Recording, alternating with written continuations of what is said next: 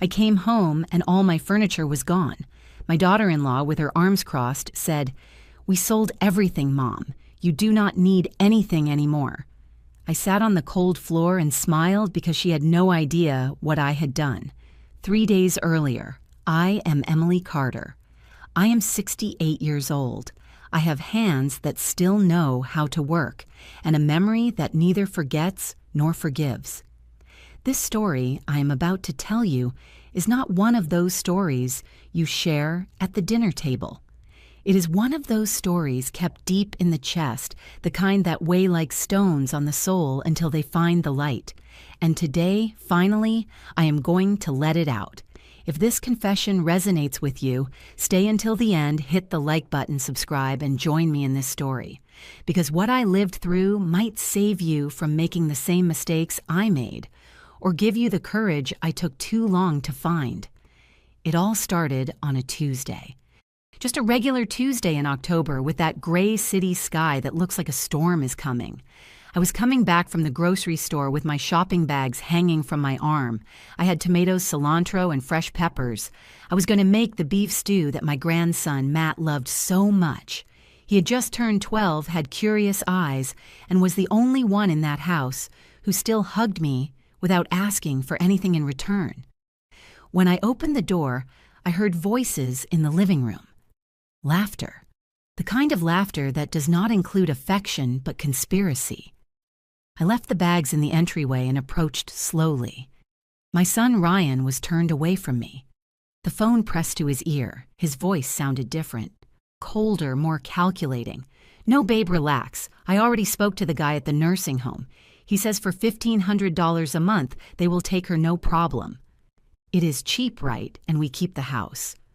After all, it is in her name, but with power of attorney. We can sell it in 6 months. She will not even notice." My breath cut short, not from surprise, but because in that moment I confirmed something I had felt in my gut for months. My own son was planning to get rid of me like someone throwing an old piece of furniture into the trash. Vanessa, my daughter-in-law, answered something I could not hear, but Ryan laughed. A dry laugh without a soul. Yeah, the furniture too. That old china cabinet must be worth something. And the bookcase. Tomorrow I will call the appraiser. The faster we get everything out, the better.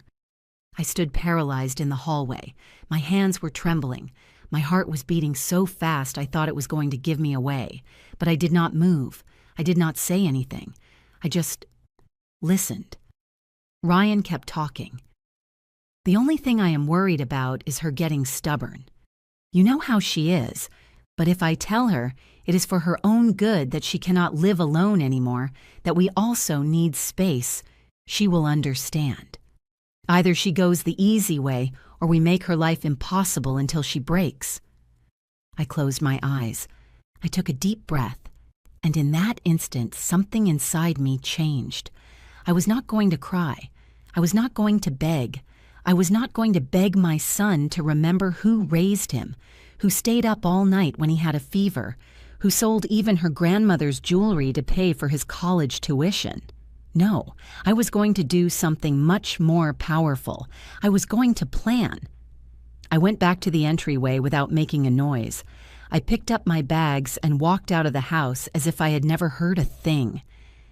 I went to the convenience store on the corner. I bought a soda. I sat on a bench in the park.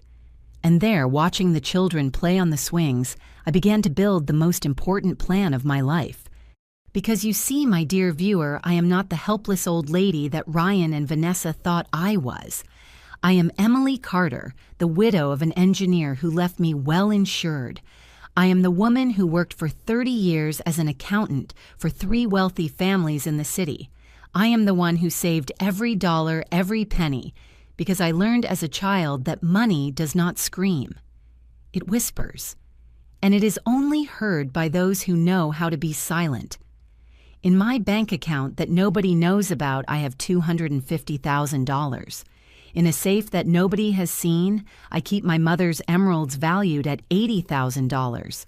And in my head, I have more experience, more cunning, and more dignity than all the cheap ambition of my son and his wife put together. But they did not know that. and that my dear friend was going to be my best weapon. I returned home 2 hours later. Ryan was gone. Vanessa opened the door with that fake smile she used when she needed something. "Mom, where were you? I was getting worried." Liar. "I went to the store, honey. You know the stew for Matt." She wrinkled her nose. "Oh, Mom better not cook today.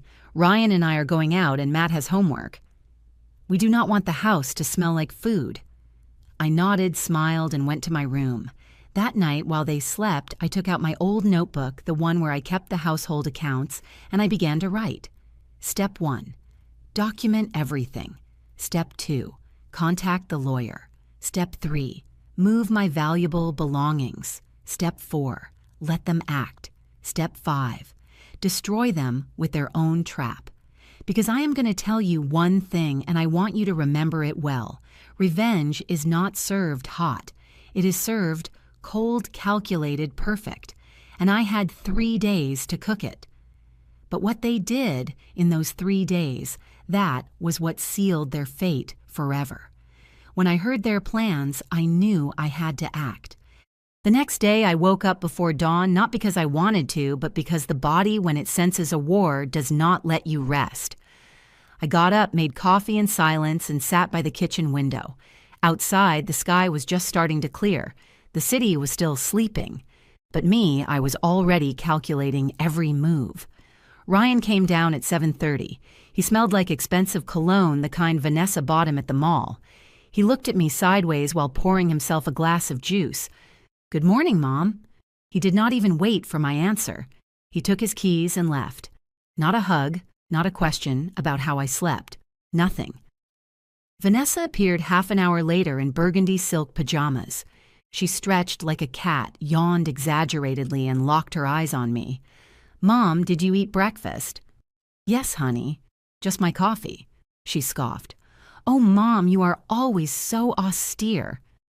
"That is why you are so skinny." She poured cereal into a bowl and sat across from me. "Hey, Ryan and I were talking. We want to speak with you later. It is important." I felt a pinch in my chest. Here it came. "Of course, dear. Whenever you like." She smiled, but it was not a human smile. It was the smile of someone who already has you right where they want you. I waited for her to finish her breakfast. I washed the dishes, I swept the patio, everything as usual, like the obedient little old lady they needed me to be. But in my mind, I was putting the puzzle together. At 11 in the morning, when Vanessa locked herself in her room to do who knows what on her phone, I went out. I told her I was going to the pharmacy for my blood pressure pills. A lie.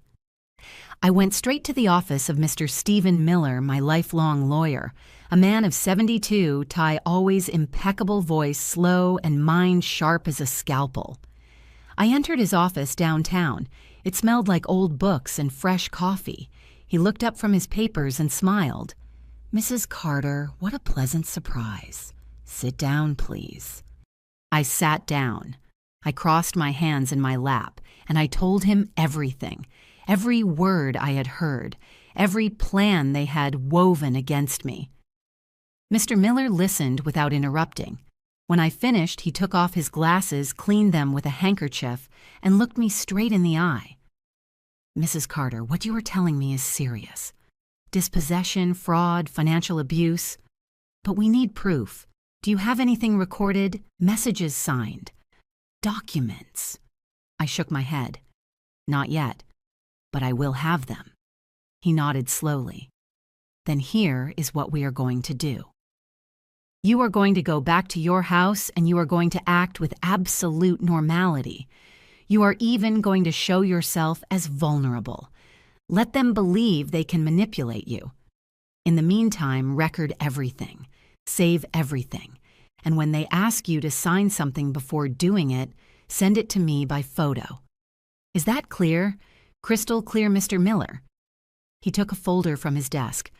"Here I have certified copies of the deed to your house. Everything is in your name. Ryan cannot sell it without your notarized and real consent.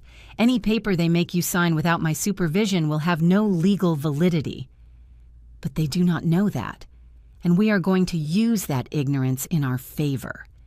He handed me a small phone, an old cell phone, one of those with big buttons. This is a disguised recorder. Just press the green button. It records up to 6 hours continuously. Use it when they are talking. Put it in your pocket, on the table, wherever. They will never suspect such a simple device. I took the phone. It weighed little, but in my hands it felt like a sword. Thank you, Mr. Miller. Do not thank me yet, Mrs. Carter. This is just beginning, and I warn you. What is coming will not be easy. They are going to hurt you. They are going to humiliate you, but you have to endure. Because every hit they give you will be one more piece of proof on my desk. Are you ready for this? I took a deep breath. I thought of my husband, of his hands calloused from so much work. I thought of my mother, who died without ever defending herself from my father's abuses. I thought of all the women who stayed silent, who swallowed poison so as not to make waves. And I said, I am ready. I returned home before noon. Vanessa was in the living room watching television. She did not even turn around when I entered. You are back, Mom. Yes, dear. I have my pills here. Good. Hey, Ryan is coming in the afternoon. We want to talk to you. Of course. I will wait for you here. I went to my room. I put the recorder phone in the pocket of my knitted sweater, the one I always wear, the one that to them was already part of the scenery, and I waited. Ryan arrived at 5. I heard him greet Vanessa with a loud kiss. I heard their laughter, and then his steps toward my door. Knock, knock. Mom, can we come in? Come in, son. Both of them entered. Ryan sat on my bed. Vanessa remained standing, leaning against the door frame as if she were blocking the exit. I pressed the green button in my pocket. Mom, we want to talk to you about something important. Ryan used that soft, condescending tone, the one you use with children or with old people you think do not understand. Vanessa and I have been thinking, and we believe it is no longer safe for you to live alone. Alone. But I live with you, son. Yes, Mom, but we work. We go out. We cannot be here all the time taking care of you. What if you fall? What if something happens to you and we are not here? Vanessa intervened. It is just that we worry a lot about you, Mom.